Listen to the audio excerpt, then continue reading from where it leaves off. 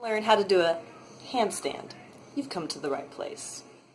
Shoulder mobility. Do some arm circles, side-to-side stretches. Stretch out your wrists. Because first of all, to do a handstand, you have to have the proper flexibility in your shoulders. You need to be able to hold a straight line from the tops of your hands all the way through your shoulders, through your hips, to make this straight line in order to balance in a handstand. You do not want your hands coming in front of you here. That's what we call closed shoulders.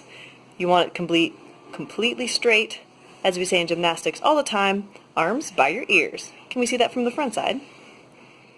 Beautiful. To hold your handstand, first is in your shoulders. As we talked about, keeping your arms by your ears with your elbows completely straight. So start by practicing this. Put your feet up on a couch or something and hold your body in this L position.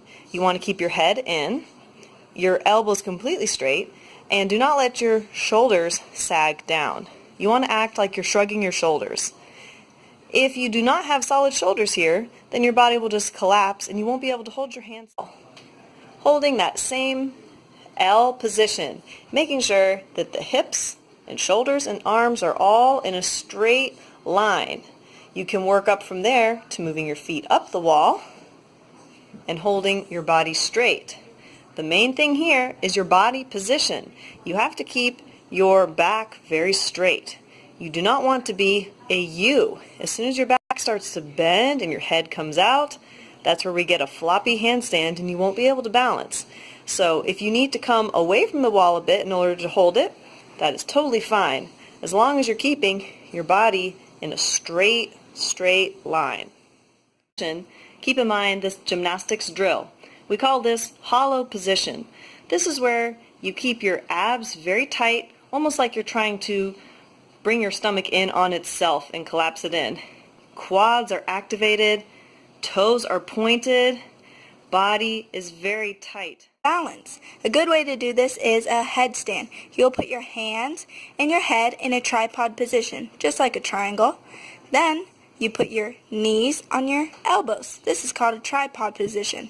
Once you're feeling comfortable, you can bring your feet up and try to balance. This is hard, but I bet you can do it. Next, you'll bring your feet all the way up into the handstand position, straight like a stick.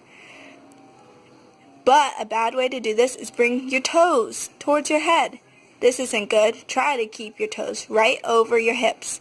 Another bad way to do this is to bring your toes towards the wall, to arch position. Talked about this? Not very good. Try to keep nice and tight against the wall in this position so that your back is to the wall. This is a great way to practice because your head cannot stick out. Make sure, like we talked about, that your elbows are straight, that your knees are straight, and your toes are pointed. Try to hold this for as long as you can. Start in increments of 10 seconds, 30 seconds, and 1 minute. After you get comfortable with this, try practicing in an open space. At first, you're not going to kick up very high. Just make sure that your feet meet each other when you kick up and that they're very straight. And that you maintain those positions like we talked about, that your back does not arch and that your head doesn't stick out. The more comfortable you get with this, the higher you'll be able to kick and hold your handstand straight up. You might feel afraid that you'll tip over, but if your abs and your core are tight and your legs are tight, you won't have to worry about this. Take a picture or video when you're doing your handstand. It can be very hard to tell what your body's doing if you don't see it. So looking at these videos and pictures will help you see if your body is in the correct position when you're doing your handstand.